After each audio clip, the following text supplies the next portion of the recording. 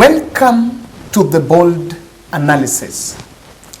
There is a proposal that lawyers are giving Martha Koome because a month after stepping to Statehouse and speaking with the president about this condition, about issues of the judiciary, things have actually become so worst and the turn is very sad. Martha Koome is being asked by lawyers that she should actually order all the judges to stop listening to cases taken by police officers in Nakuru because the police officers have actually domesticated the contempt of court. And despite of the fact that court has issued more than 6 orders on reopening of War Memorial Hospital, the police have always aided in schemes to stop execution of those orders.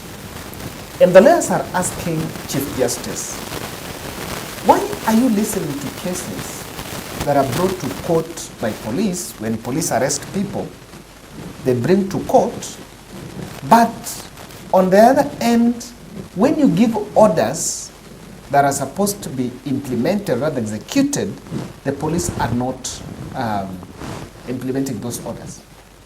So if that is the case, let them stay in the station with the convicts, even if the station is going to be full, instead of actually coming to court with another with a very bad approach. And there's some two incidents that happened in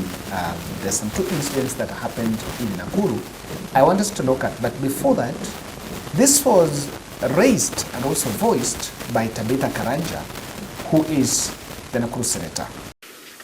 My office has taken note of the fact that the Nakuru County government defiance of court orders has caught the attention of the chairperson of the Judicial Service Commission, Chief Justice Martha Koome. I'm hoping that the Chief Justice will remain firm on the implementation of all court orders defied so far and take the necessary actions for the enforcement of the same so as to offer justice and the rule of law to prevail over goonism and misuse of state agencies to frustrate justice. In the statement issued by JSC, they are particularly disturbed by the events in Nakuru County where assailants have occupied the Nakuru War Memorial Hospital, defying 6 court orders and intimidation of judicial officers, making them recuse from hearing cases pertaining Nakuru County government. I'm categorically concerned by the happenings and the Nakuru governor's offices where hired goons, paid and facilitated by the governor and a few members of parliament of Nakuru who have taken over Nakuru War Memorial Hospital, attacked advocates who are peacefully demonstrating against the disregard of court orders on Thursday, 15th February 2024. I noted utter dismay that the police, as the law enforcers stood and watched as the hired hooligans disrupt, attack and injured advocates who are peacefully demonstrating. I note that the advocates, through their leadership, had issued notices to the concerned security forces on the said demonstrations. The court does not and ought not to be seen to make orders in vain. Otherwise, the court will be exposed to ridicule and no agency of the constitutional order would then be left in place to serve as a guarantee for legality and for the rights of all people. Defiance is not an option. Court orders are not mere suggestions or options or mere points of view. To see it in any other way is to open doors to chaos and anarchy. I'm also concerned by the continuous attack by the governor to my office, belittling my work of oversight and the purported appointment of Nakuru East MP or Parliament as my replacement. This is a ridicule and lack of respect to the people of Nakuru County who overwhelmingly voted us to our respective offices. I want to remind the governor that the office of a senator for Nakuru County is a constitutional one. I think as I said from the beginning, the first press conference, I said very clearly that there's nobody who is above the law, and the Nakuru County people elected us to serve them and to obey the rule of law. So anybody defying the rule of law, the constitution is very clear that if he's a governor, he's supposed to be impeached. Ladies and gentlemen, the High Court in Nakuru has issued more than 7 court orders ordering for the county police boss to offer security to War Memorial staff so that they can resume, the hospital can be reopened and they resume work. And that has not been done. Whenever the War Memorial staff walks to that structure, facility, what they meet there is just B of goons. And assailants have taken over that hospital despite of the fact that the High Court in Nakuru has issued court orders for the security to be given. And sometimes, I listened to the president just speaking today in Nakuru that crime rate in areas like Ruto has gone down because of affordable housing. Number 2, in Nakuru, there were emergence of some gangs. I think there was emergence of some criminal gangs around that place. But if we can't implement court orders, and instead we are creating a breeding site for goons, we are actually not headed the right place. 2 incidents. 2 judges who are listening to the War Memorial case in Nakuru have actually pulled out of that case, and they are saying they are pulling out because of threats and intimidation. I agree with one gentleman, William Mutunga, who says court is where all of us go. Both government, those who are against government, wale wenye wanatest, court is actually the neutral arbiter, is where we all go to seek solace. And if the judges can be threatened until they say they don't want to be part of that case, then clearly this is a red alert. And I want to believe that it's a testament to Martha Koome that the meeting with William Samoei Arap Ruto that spoke about the welfare of judges, for them to be given some car grants, which was to boost their security, for some money to be added for hiring more judges, was just poetic talk. But if it is not backed by intentional corporate discipline, then the courts are not there. If the courts cannot be respected, they're not there. I agree with people who say that the courts gave William Ruto the presidency, and you cannot underestimate them. You can now play gimmick now, but you cannot underestimate them. The cases have been moved to Nyandarua.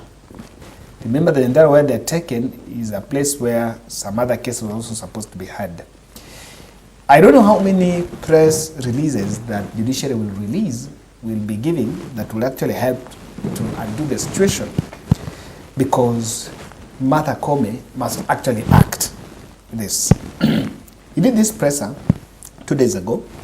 Disobedience of court orders, respect of constitution and the rule of law. The Judicial Service Commission is constitutionally mandated to advise government on the efficient, effective and transparent administration of justice.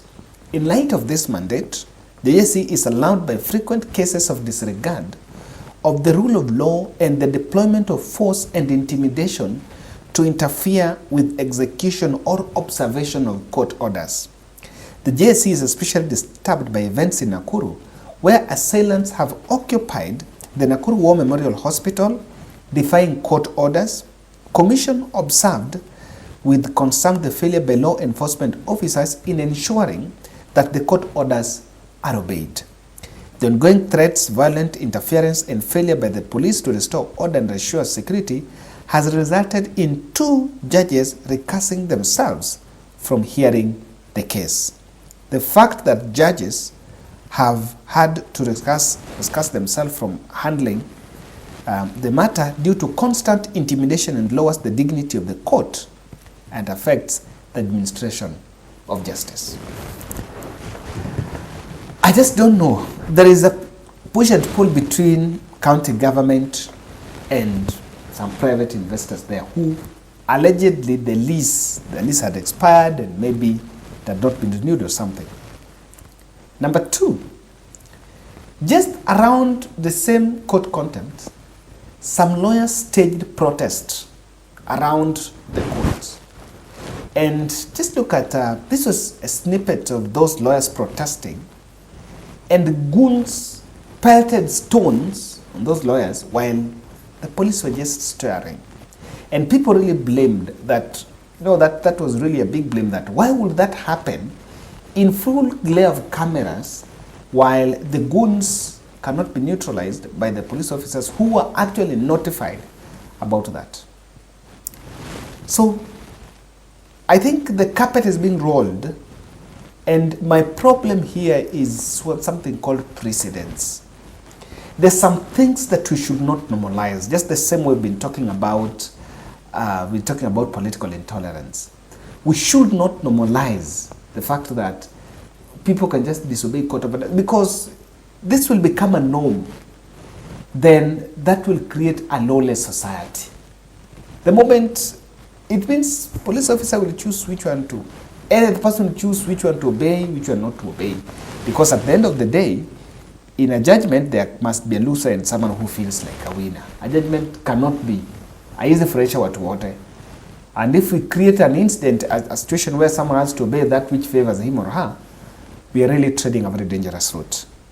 And the issue emerges of aided goons in Nakuru should be a worry to all. And to Martha Koome, the judiciary capture is evolving, and despite the fact that there is denial, high-profile denial, it is really taking other shapes, and maybe it has just taken the shape of threats and intimidation. Number 2, I think the parliament, in its oversight role, must address the industrial contempt of court orders. Sometimes some Statehouse officers say that corruption in this country is at industrial level. Now, contempt of court is also at industrial level. And the reason why it's people normalize it is because nasikia inakonga some 6 months jail and you can also pay fine. I think it's a bit weak. It is high time we start jailing those who fail to obey court orders. And because this did not even start with William Ruto. I remember even Miguna was saying that Matiang'i disobeyed all the court orders that were given for Matiang'i to be lifted back, for our friend Miguna to be lifted back by this Kiza Menyamaza, for him to be lifted back. So that's it. We need to address the contempt of court. Lastly, Nakuru Memorial Hospital interest has an external interest. It has an external bearing. And I don't think it's just the way it's going on. County commanders receive directions from the minister, not exactly the govern and so.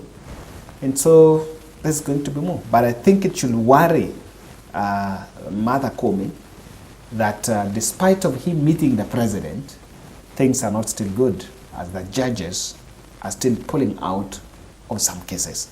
That should not be the precedence. How about if judges start pulling out of cases? I know it's sometimes you can always excuse yourself. But if you pull out and say that because you are intimidated, then that is not a good place to be as a country. Thank you.